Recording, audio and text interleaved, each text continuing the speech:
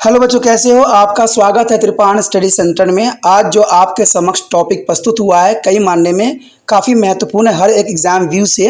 ठीक है, इसमें हम हर एक बात पे विस्तार पर चर्चा करेंगे और वो सारे जो है पहलू पर विचार करेंगे जो अब तक अछूता था। तो चलिए देखते हैं हमारा आज टॉपिक क्या है।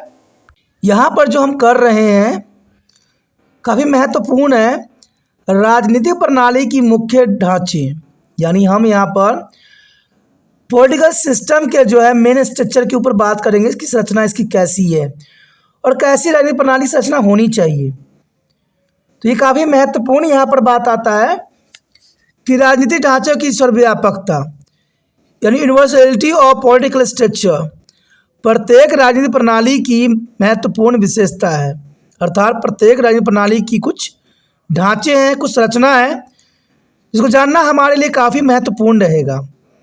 राजनीतिक प्रणाली के ढांचों के संबंधी अपने विचार प्रकट करते हुए प्रसिद्ध विद्वान जीके रोबर्ट्स ने कहा है, जो कि काफ़ी महत्वपूर्ण यहाँ पर बात कही है, ऐसे ढांचों में औपचारिक और अनौपचारिक संस्थाएं जैसे विधानमंडल, राज्य का प्रमुख, हित समूह और राजनीतिक के दल और राजनीतिक प्रणाली की उप प्रणाली जैसे संचार एवं प्रणाली आदि शामिल होती है।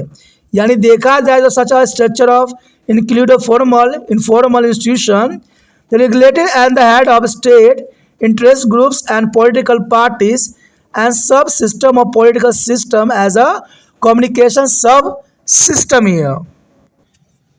वास्तविकता में देखा जाए तो प्रत्येक वह औपचारिक और अनौपचारिक समूह जो राजनीतिक प्रक्रिया किसी भी रूप में प्रभावित करती हैं। देखिए, राजनीतिक प्रक्रिया को प्रभावित करने वाले दो कारक होते हैं, एक औपचारिक होते हैं तो एक अनौपचारिक होते हैं, और ये सदैव ही राजनीतिक प्रक्रिया को काफ़ी प्रभावित करते रहते हैं। और इस तरह देखा जाए तो राजनीतिक भूमिका भी निभाता है। यानी यहाँ पर देखा जाए तो औपचारिक और अनौपचारिक कार्य का भी है, अपनी एक भूमिका भी होती है।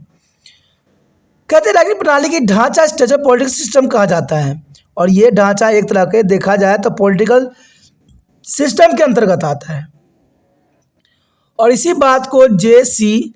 प्लेनो ने कहा था कि किसी भी संबंधी भूमिकाओं का समूह ढांचा हो सकती है, किसी भी संबंधी भूमिकाओं का समूह या ढांचा हो सकती है। इसमें राजनीतिक दलों और विधानमंडलों जैसे ठोस संगठित ढांचे भी शामिल हो सकती हैं।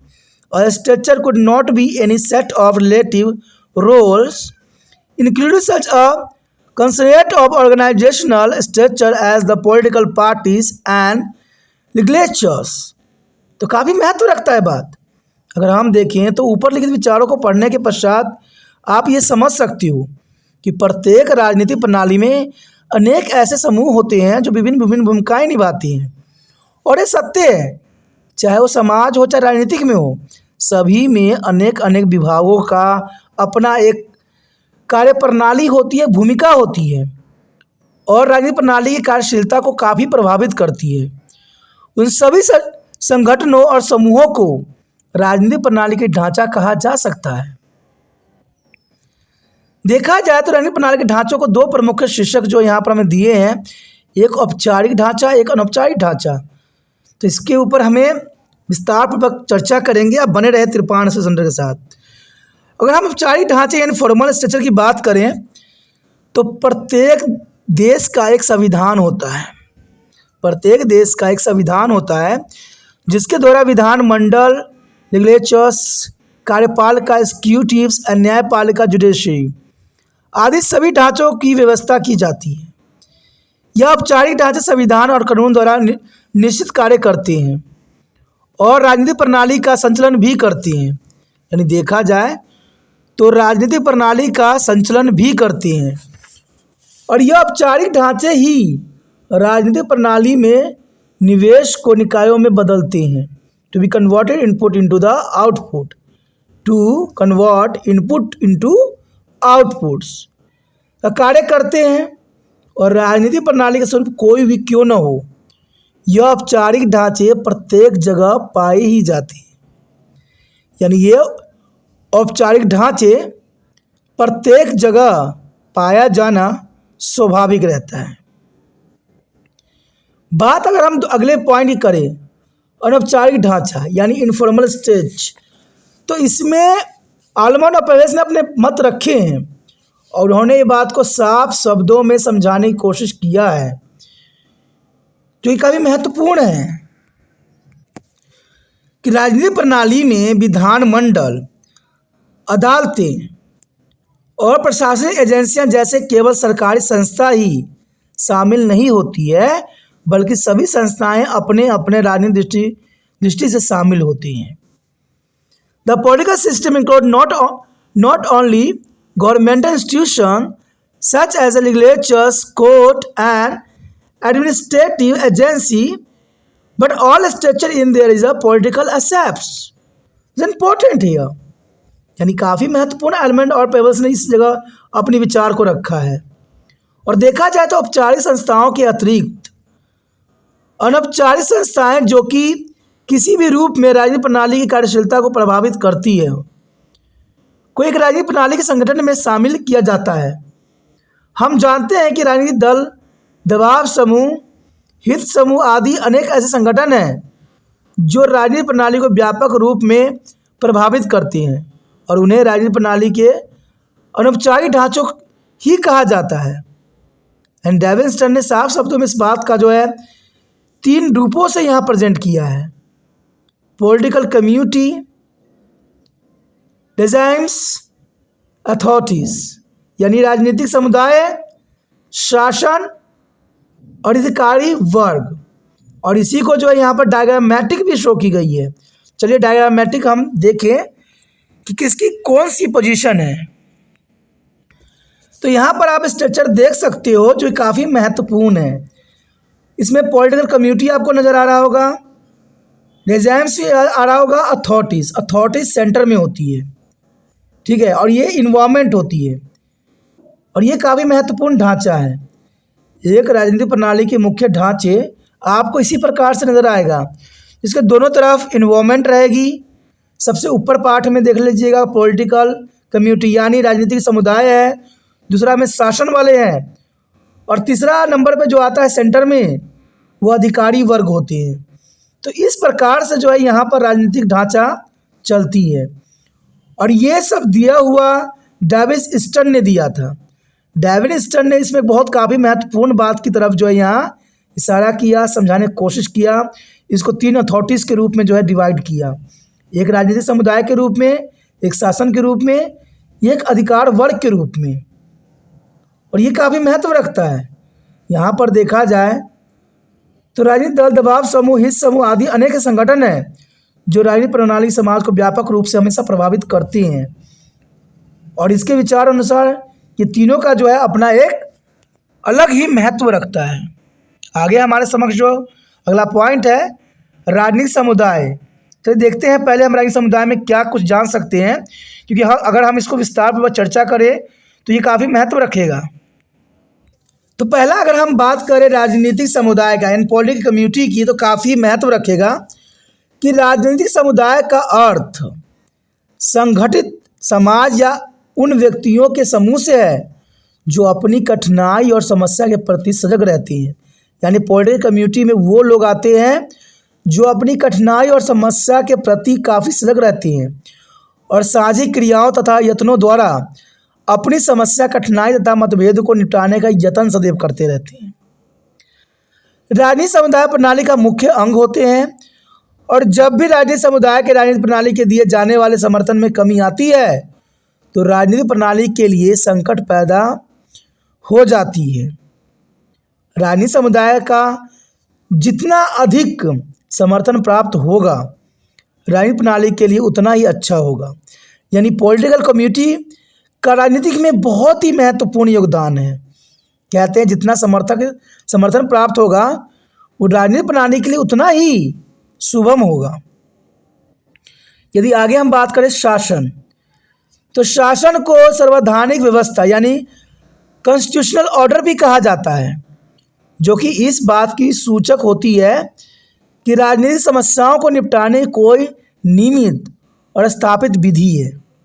यानी देखा जाए तो इस बात की सूचक होती है कि राजनीतिक समस्याओं को निपटाने कोई नियमित बस जो है स्थापित विधि होती है।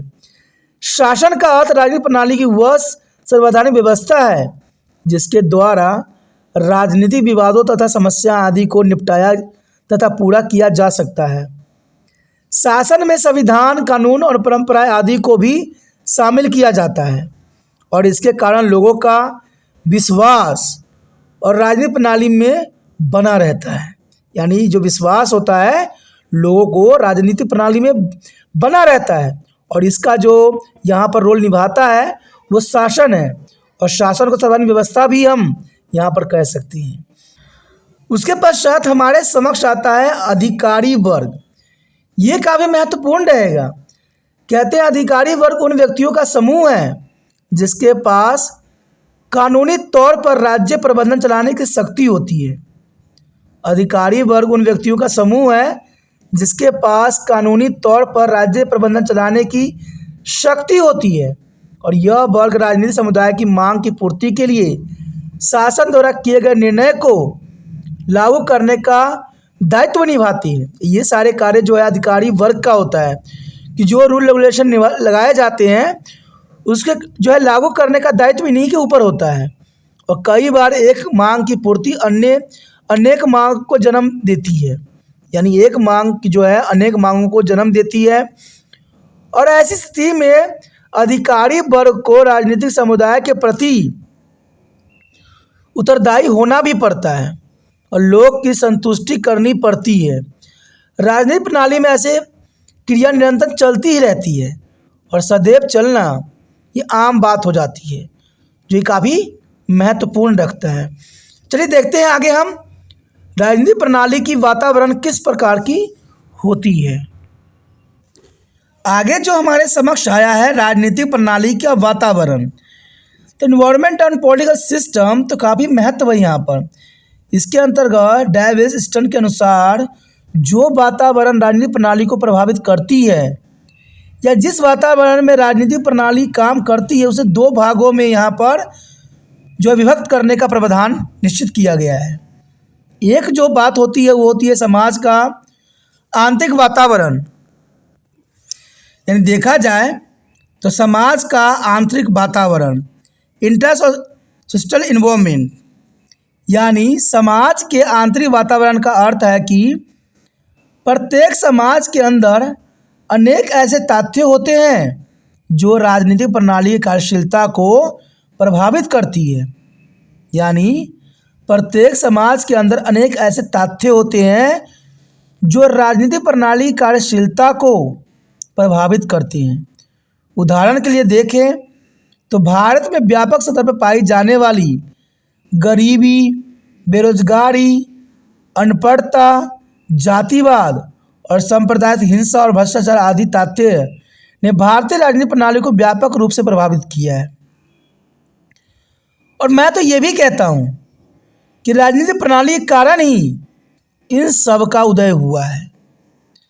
सबके उदय में राजनीतिक प्रणाली का ही बहुत बड़ा हाथ है, चाहे वो गरीबी हो, चाहे बेरोजगारी हो, चाहे अनपढ़ता हो या जातिवाद हो, सांप्रदायिकता, हिंसा, भ्रष्टाचार, इन सब कारण जो है भारतीय राजनीतिक प्रणाली ही है। अगर भारतीय राजनीतिक प्रणाली इसको सुचारू रूप से कार्य करे तो इनका जो है हमारे देश से ख़त्म हो जाएंगे। लेकिन देखा जाए तो यहाँ पर यही सब वो तरीके हैं, यही सब उनके रास्ते हैं जिसे राजनीति करने वाले लोग इसका उपयोग करती हैं। आप राजनीति में हमेशा देखते ही होंगे कि जो नेता होते हैं गरीबी के ऊपर वोट मांगते हैं, बेरोजगारी के ऊपर वोट मांगते हैं, अनपढ़ता के ऊपर वोट मांगते हैं, जातिवाद के ऊपर वोट मांगते हैं, सांप्रदायिकता के ऊपर वोट मांगते हैं, हिंसा के ऊपर, भ्रष्टाचार के ऊपर। सारे नेता लोग यही बात आपके समक्ष रखते हैं कि ये सारी बुराइयां जो है हमारी सरकार बनते ही सारी बुराइयां ख़त्म हो जाएगी। और ये आज का सिस्टम नहीं है। कहते हैं भारत जब से आज़ाद हुआ है तब से राजनीतिक नेता के लिए ये एक मसाला होता है, जिसमें वो तड़का लगा लगा के अपनी राजनीति की जो है सिक्का चलाती है।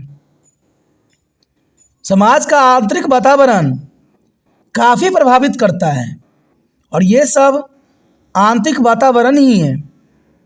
मैं एक बात आपको साफ कर दूं कि आम गरीब व्यक्ति जो है वो कभी अपने आप को बेरोजगार नहीं रखना चाहेगी, कभी गरीबी रेखा से नीचे नहीं जीना चाहेगी, कभी अनपढ़ता का जीवन नहीं जीना चाहेगी और जातिवाद में तो कभी पड़ेगी नहीं।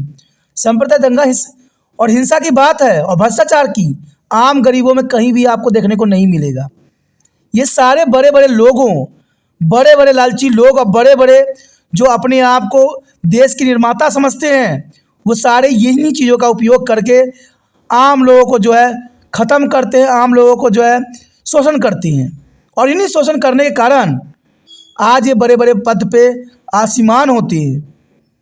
इनके लिए ये सब चीज़ों को सुधार करने की बात करते हैं, लेकिन कभी सुधार करने के लिए एक कदम भी नहीं बढ़ाते हैं। क्योंकि उनको पता है अगर भारत से गरीबी हट जाएगा तो उनका सिक्का नहीं चलेगी, बेरोजगारी खत्म हो जाएगा तो उनको जिताने वाला कोई नहीं बचेगा, अनपढ़ता खत्म हो जाएगा तो उनको वोट देने वाला कोई नहीं बचेगा, जातिवाद खत्म हो जाएगी तो वो वोट देंगे किसको, संप्रदाय दंगा फसाद नहीं होगी तो हम अगली बार सहानुभूति बटोरने कैसे जाएंगे, हिंसा नहीं फैलाएंगे तो अगली बार दूसरे पार्टी को हम गिराएंगे कैसे, अगर समाज में भ्रष्टाचार नहीं होगी तो हमारी अपनी जेब गर्म कैसे होगी, हम इलेक्शन कैसे लड़ेंगे। तो इन कारणों से ये हमारे समाज से न कभी जाएगा, न कभी जाने वाला है और न कभी ये संभव हो पाएगा। जो मैं आज कह रहा हूँ 100 साल के बाद भी ये सारे उसी प्रकार विद्यमान रहेंगे जैसे आज हमारे समाज में है। देखा जाए इसके अतिरिक्त अनेक जाति समूह, धार्मिक समूह, आर्थिक समूह और अन्य अनेक कारक के हित और दबाव समूह और राजनीतिक दल आदि की राजनीतिक प्रणाली की कार्यशीलता को प्रभावित करते हैं। तो जानना सी बात है कि जाति समूह, धार्मिक समूह, आर्थिक समूह अनेक ऐसे कारक हैं जो हमारी राजनीतिक प्रणाली कार्यशीलता को सदैव प्रभावित करते रहती हैं और इन सब के प्रभाव को समाज के आंतरिक वातावरण यानी इंटरनल सोशल इन्वायरमेंट कहा जा सकता है। ये सब आंतरिक है, हमारे समाज के अंदर पाया जाता है सारी चीज़ें।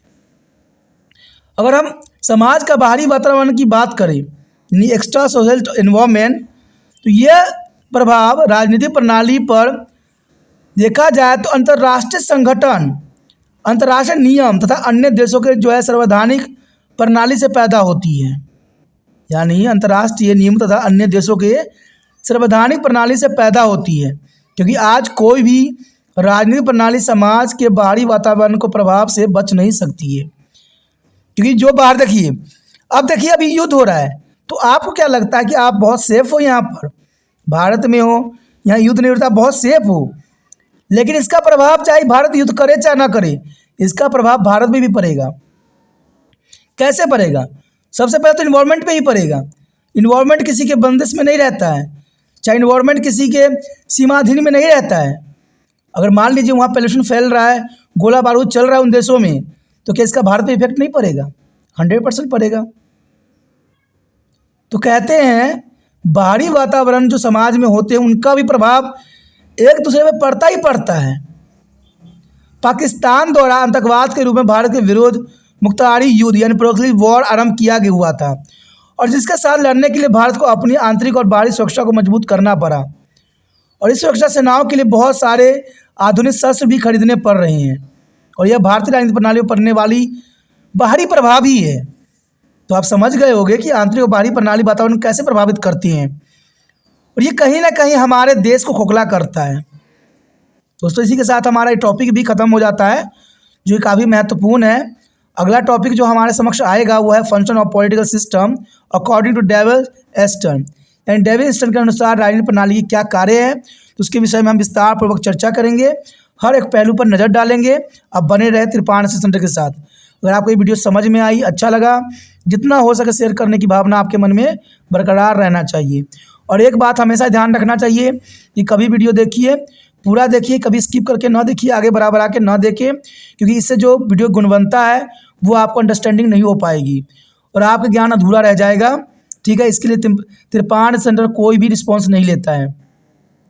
अगर आप अच्छा से इसको अध्ययन करते हो, समझते हो, तो मेरा विश्वास है अगर 2 बार समझ लोगे तो आपको ये माइंड में इस तरह छप जाएगा जैसे आपने बड़ी आसानी से कर लिया हो, लेकिन वही स्किप कर करके देखोगे तो आधी बात पीछे रह जाएगी, आधी बात समझ में आएगा। तो इससे अच्छा है कि वीडियो नहीं देखने में फ़ायदा है।